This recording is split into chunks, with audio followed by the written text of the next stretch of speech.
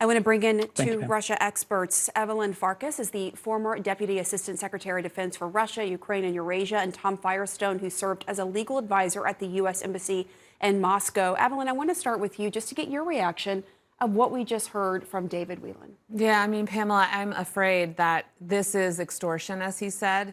The Russian government is looking to make a swap, probably. We know that very recently one of their spies was nabbed based on U.S. intelligence in the Netherlands.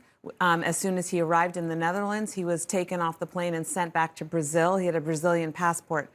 There may be interest on the Russian side in getting a hold of him. And so this might be a gambit to try to get a hold of him. It's really an escalation, though, to pick an accredited journalist. Understandably, okay, he's around military facilities, but he's doing his job. He's accredited by our government. He's accredited by the Russian Foreign Ministry. He should not have been nabbed. What do you think, Tom? And bring us behind the scenes, because you used to work at the U.S. Embassy in Moscow. What are U.S. officials doing right now to figure out this detention and secure his release? Well, the first thing they need to do is get him consular access, as was already said. So they need to get in touch with him, find out what's going on, make sure that he's being treated humanely, and that he's got a real lawyer, not some lawyer that the FSB assigned to him. Then they've got to start thinking about a longer-term plan. What are they going to do to get him out? Are there possible swaps, as Evelyn mentioned, that could be done to get him out? So there's a lot of work to be done, but the immediate step is to get him consular access. I'm curious, just as I was listening to the State Department, listening to the White House, Evelyn, you have the White House saying, condemning this, and the State Department is saying that there's nothing to these charges. But the State Department hasn't said that he was wrongfully detained yet. What are we supposed to make of that? Well, the State Department is very bureaucratic about these things, Pamela. Hopefully they will actually determine that Vladimir Kara-Murza, who's a Russian with a green card, also being held in Russia, qualifies for that label. But there are 4 different things that they have to go through. There's a process. So I think it'll just take them a couple of days, I guess, to go through that process. It's very bureaucratic. But obviously, he's wrongfully detained. He's doing his job. He was not doing anything against Russian law, and certainly not anything against what one would expect a journalist to do. But I think the danger here is that we're on a slippery slope, because the Russians now think that they can just nab Americans and will make deals with them. And understandably, I completely understand why the families want to get their family members home. But in the past, we've had a very strict policy where we wouldn't negotiate. We wouldn't do hostage swaps, at least on paper.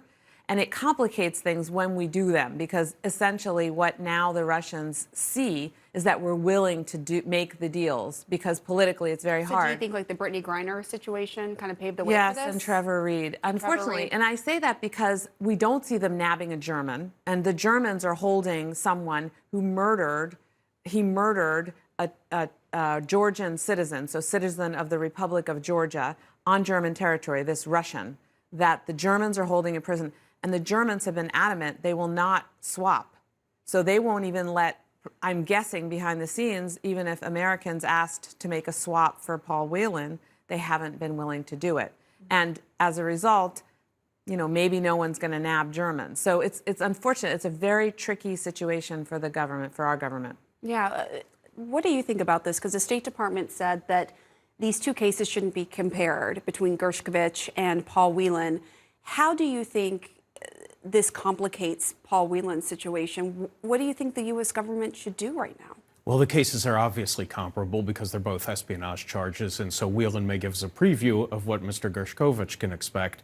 I think it does complicate Mr. Whelan's release, just because, as Evelyn was saying and as David Whelan was saying, there are now fewer resources that can be used in any exchange, because the main targets that they wanted were already given up in the Reed and Griner exchanges. So I think it's going to make it even harder to get Mr. Whelan out, unfortunately. And you mentioned that you think this could be extortion, but do you think there's any connection here between this detention and what's going on in Ukraine right now? Not necessarily, Pamela.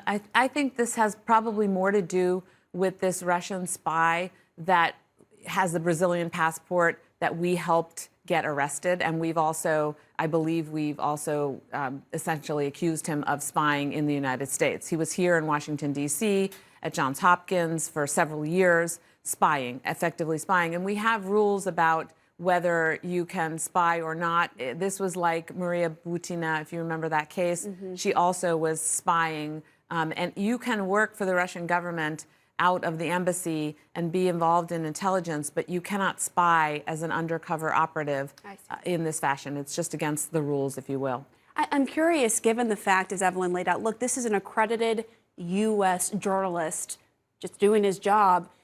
Does this add to the urgency from U.S. officials to secure his release, given his role? Well, absolutely. I mean, they should be working for the release of all wrongfully detained American citizens, but an attack on a journalist, as Evelyn rightly said, this is an escalation. I mean, the last one I remember was Nicholas Daniloff in 1986, when they arrested him as part of an exchange to get a Soviet diplomat back from New York. So I think it is an escalation. I think it's a very serious situation. I would just say I think it might have been the case that Evelyn mentioned, Cherkasov in Brazil. There were also 2 illegals, Russian illegals, arrested in Slovenia recently as well, so it may be connected to that. But I think they just looked for every opportunity. They got one, and now they're going to try to use it for whatever exchange they can get. Very, very troubling. Tom Firestone, Evelyn Farkas, thank you for helping us better understand the situation. We appreciate it.